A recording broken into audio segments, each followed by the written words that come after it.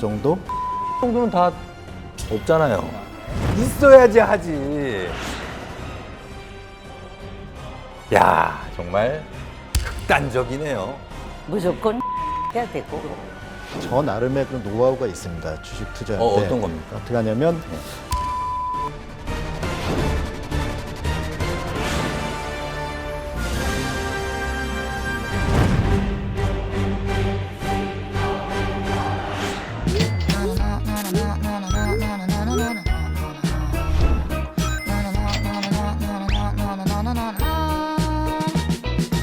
자, 지금부터 여러분께 평생 월급 받는 비법을 알려드립니다.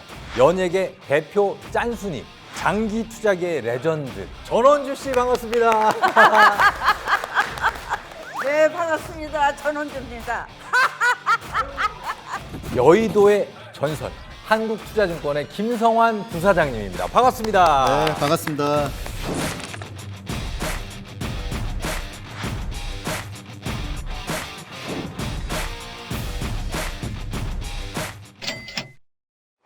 선생님, 전원주 선생님의 짠순이 인증 사례가 지금 제보가 좀 들어와 있습니다.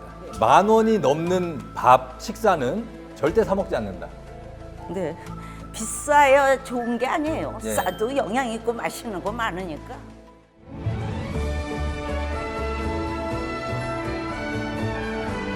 넘는데. 나는 그래도 개업집을 많이 찾아갑니다. 개업집에 가면은 개업집? 서비스가 많이 나와요. 아, 예. 그리고 아, 들어갈 때 주방장한테 먼저 인사를 합니다. 아. 접니다. 그러면 접시 나와요. 아, 그래요? 그런데 뭐 때문에 비싼 데 가서 먹어요? 지금도 버스와 지하철을 애용한다. 맞습니다. 야, 택시도 이제 급해서 좀 탔는데 예. 타면은 요금 100원 초조하죠. 올라가는 게 총알 쏘는 것 같아요. 어. 따다다다다다다다 올라가니까 그거 들여다보고 있으니까 네. 내가 너무 신경을 쓰고 그래서- 이게 와서 언제 되나 그러는데 자꾸 모으면 모으면 태산이 돼요. 태산이 됩니다. 예, 그거 모으는 재미는요. 당해보지 않으면 몰라요. 티끌 모아 태산이라는 말이 꼭 맞습니다. 선생님, 티끌 모아 티끌. 티끌 모아 태산. 티끌 모아 티끌. 티끌밖에 안 된다고? 아니야. 자꾸 모으면 태산이 돼요. 태산이 됩니다. 제가 두 분한테 퀴즈 한번 내볼게요. 쫌쫌따리 투자, 쫌쫌따리 재테크. 네. 이게 뭔가요? 조금씩 지금 네. 모아가지고 좀 쓰자. 조금이라는 수단인가요? 전원주 정답. 부사장님 아셨어요? 이거? 몰랐습니다. 쫌쫌따리? 이게 이제 투자 시작하는 사람들이 돈이 많건적건 쫌쫌따리하게라도 시작을 한다는 거 아니겠습니까? 전원주 씨 어떻습니까? 나만의 재테크는 이런 소신이 있다. 근데 여러분에게 내가 묻고 싶은 게요. 예. 은행은 어떤 곳입니까? 돈도 맡기기도 하고 대출을 받기도 하는 곳이죠. 아닙니다. 늘어만 가는 곳입니다. 예? 찾으러 가는 곳이 아니라 집어넣으러 가는 곳이 뭐 은행입니다. 넣으러만 간다. 제가 생각하는 재테크의 첫 걸음은 네.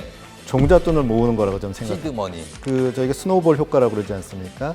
뭐 눈덩이를 작은 거를 여러 번 굴리는 것보다 큰 덩어리를 몇 번 굴리는 게 더 커지듯이 투자의 기본은 종잣돈을 모으는 게 첫 번째 스텝이라고 저는 생각합니다. 얼마가 종잣돈이 돼야 적합합니까? 그거는 뭐 개인에 따라서 굉장히 규모가 다른데요. 부사장님 말씀해 주셔야 돼요. 여기서 20대의 종잣돈 얼마입니까? 20대 종잣돈. 전 투자는 물론 뭐 500만 원부터도 시작할 수 있습니다만 일반적으로 한 1,000만 원 정도는 종잣돈의 시작이라고 볼 수 있을 것 같습니다. 30대의 종잣돈 얼마 출발합니까? 30대 종잣돈은 아무래도 한 5천만 원 정도? 5천. 예. 5천? 5천. 예. 5천 정도는 다 없잖아요. 너무 많나요? 있어야지 하지. 그러면 어떻게 모아야 잘 모았다 소리를 들을 수 있을지 우리 전원주 씨의 재테크 노하우가 담긴 100만 원의 투자 플랜을 통해서 함께 알아보도록 하겠습니다. 야, 정말 극단적이네요. 예, 90대 10. 저축 90, 10 주식. 그러니까 돈이 있으면 그냥 다 거의 다 그냥 저축하자는 얘기죠. 무조건 저축해야 되고 무조건요. 조금 써야 되고 꼭 필요한 거냐면 저는 안 쓰고요. 네. 그럼 90%는 어떻게 적금으로 하세요? 아니면 네, 예금? 되게 적금입니다. 적금이면 찾기가 어려워요. 네. 돈의 액수가 크진 않아도 네. 통장에 한 보따리예요. 한 30개. 30개.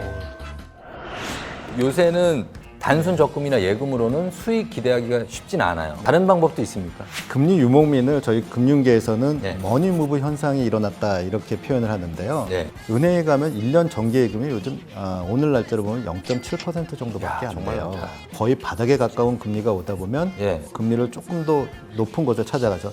중위험, 중수익 그런 상품들을 찾아가게 되죠. 이 경우에는 원리금을 보장하지 않습니다만 상당 부분 위험을 방어를 해서 금리 수준이 은행의 0.7%보다는 한 10배 이상 나오는 예. 6에서 8% 정도의 수익을 만들어내는 상품이고요. 오. 증권회사라든지 이런 네. 곳에 가면은 하실 수 있는 상품입니다.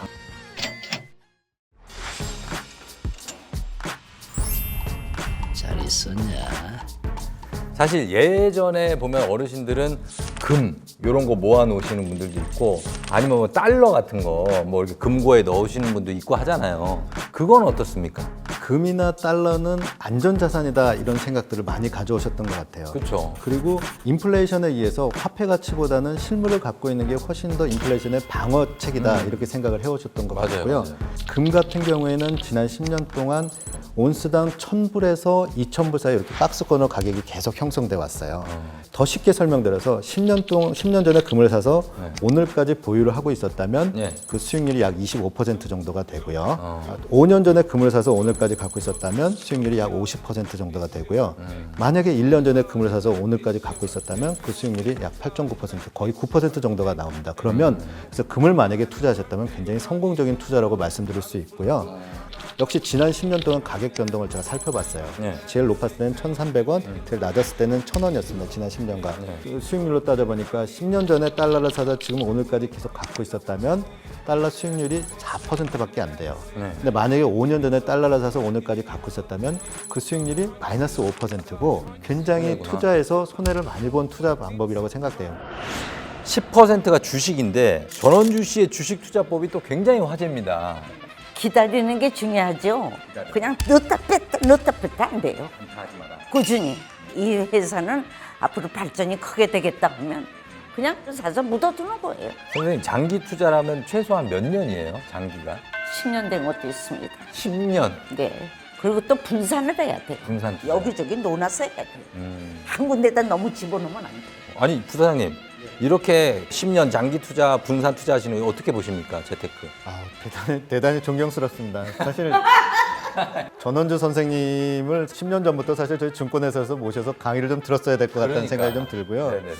근데 저도 저 나름의 그런 노하우가 있습니다. 주식 투자할 때. 어떤 겁니까? 어떻게 하냐면 집중! 어느 한 종목을 선정을 해서 그 종목의 10년 정도의 그 그래프를 살펴봅니다. 그러면 예를 들어서 그 화장품 회사인 로레알 같은 회사를 한번 제가 봤어요. 경기가 어려울 때 주가가 많이 올라가더라고요.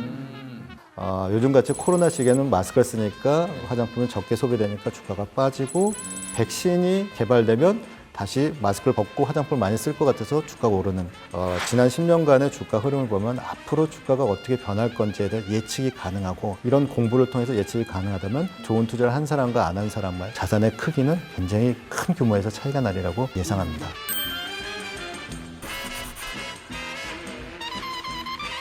사실 저는 저희 아이들에게 해외 주식을 좀 추천했었어요. 예, 그 대표적인 게 제가 추천했던 게 디즈니라는 회사 아시죠? 저희 아이들이 뭐 겨울왕국 영화를 봤는데 겨울왕국 영화가 굉장히 흥행하더라고요. 그랬더니 주가가 올라가더라고요. 그러니까 자연스럽게 아이들과 대화도 나누면서 경제 공부도 되고 이런 것들이 큰 도움이 됐다고 좀 볼 수 있습니다.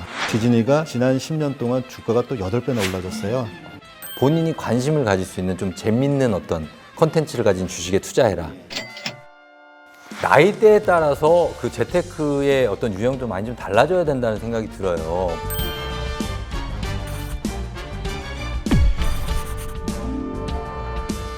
대표적으로 제일 많이 쓰는 공식이 있는데요. 100- 나이 법칙이라고 그래요. 예를 들어서 저희가 30대를 청년층, 50대를 중년층, 그다음에 70대를 장년층이라고 보면 100에서 그 나이를 뺀 부분을 위험 자산에 투자할 수 있는 금액이라고 보여집니다. 청년층 같은 경우에는 30대니까 100에서 30을 빼면 70이죠. 그래서 안전자산의 30%, 적극적인 위험자산의 70%까지 투자할 수 있는 거죠. 그러면 청년층이 적극적인 투자 자산이 뭐냐고 여쭤보신다면 예. 국내나 해외 주식을 직접 투자한다든지 주식형 펀드에 가입해서 간접 투자를 한다든지 네. 이런 것들이 적극형 위험 자산이라고 할 수 있겠습니다. 어. 중년층 같은 경우에는 100-50이면 50%까지 위험 자산을 포함시킬 수 있는데요. 그런 위험 자산이라는 게 사실 그렇다고 너무 커다란 그런 위험은 아니고요. 네. 약간의 중위험 정도의 그런 상품이라고 볼 수 있는데 부동산 펀드라든지 네. 아니면 저희가 배당주에 투자한다든지 아니면 부동산이 베이스가 돼 있는 리츠 주식에 투자한다든지 월 지급식 ELS 상품 같은 것들 네. 이런 것들에 투자하는 게 좋은 투자 방법이라고 생각되고요. 그런 다음에 장년층인 네. 70대 이상인 경우에는 아무래도 100-70을 하면 30이 나오지 않습니까? 네. 위험 자산은 전체 자산에서 30% 이내만 투자하는 것이 옳은 방법일 것 같습니다. 예를 들어서 요즘 대형 공모주들이 투자를 하게 되면 투자 수익률이 굉장히 높고요. 그래서 노년층에서도 많이 투자하세요. 공모주는. 예년에 비해서 굉장히 많이 인기를 얻고 있고요. 공모주 펀드가 보통 5에서 10% 정도의 수익률이 나오고 있기 때문에 네. 은행 예금보다는 굉장히 높은 그런 수익률을 보여주고 있다 이렇게 보실 수 있겠습니다. 그래서 나이대별로 투자의 위험 자산의 포트폴리오를 달리 가져가는 게 굉장히 중요한 방식이라고 볼 수 있겠습니다. 은퇴가 가까워진 분들 어떤 조언을 해주실 수 있을까요? 소위 말해서 수입이 없는데 지출은 해야 되기 때문에 주택연금 같은 것들에 가입하게 되면 그래서 생존 기간 내에 꾸준히 받을 수 있고 만약에 잔존 가치가 있다면 자식들에게 상속이 되고요. 혹시 생존 기간이 길어져서 부동산 주택의 가치보다 초과할 경우라 할지라도 문제없이 끝까지 지급해주는 그런 상품이 있습니다. 혹시 우리 시청자 여러분들한테 재테크는 이런 것만 신경 써달라. 허세 부리지 말아라. 지금 젊었다고 까불면 안 돼요. 금방 세월이 갑니다. 그 나중에 후회하지 않게 지금부터 차분히 노력하고 저축하고 참고 기다리는 그런 생활을 해줬으면 하는 바람입니다. 우리 젊은 분들 허세 부리지 말라고 합니다. 허세 아무 소용 없습니다. 그렇죠? 네. 예, 아무 소용 없습니다. 자, 우리 김성환 부사장님도 정말 많은 조언을 해주셨는데 오늘 우리 전원 선생님과 함께 네, 해보신 네. 소감은 어떠신지? 사실은 제가 좀 도움을 드릴까 싶어서 나왔는데 오늘 전원 선생님한테 많이 배우고 가는 것 같습니다. 예. 특히 그 장기 투자에 대한 그런 안목들은 저도 저희 젊은 직원들에게 많이 전달해야 될 것 같다는 생각이 듭니다.